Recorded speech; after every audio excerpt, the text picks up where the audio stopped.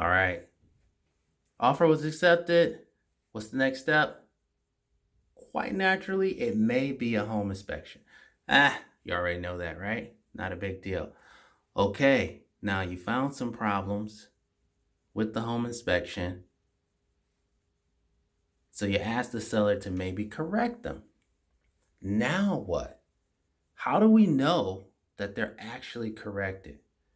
Well, if you look back at the paperwork, normally in the purchase agreement, it's going to be to the buyer's satisfaction. So the inspection, any corrections, normally that's going to be to your satisfaction. So you are ultimately responsible for them. Now, since you're responsible for them, how do you ensure that they're done correctly? Well, there's two ways to go about it. If you are a little bit savvy and know about homes, then once they're corrected, you can just walk through and check them out and make sure that the things that they said they're going to do are really done.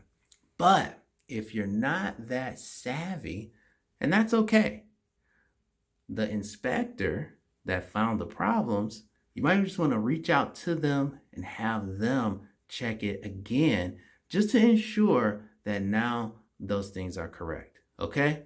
That's what you can do.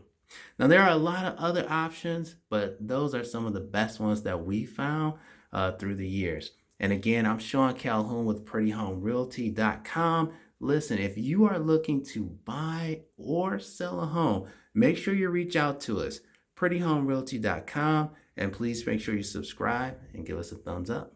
I'll see you on the next one. Let's get it.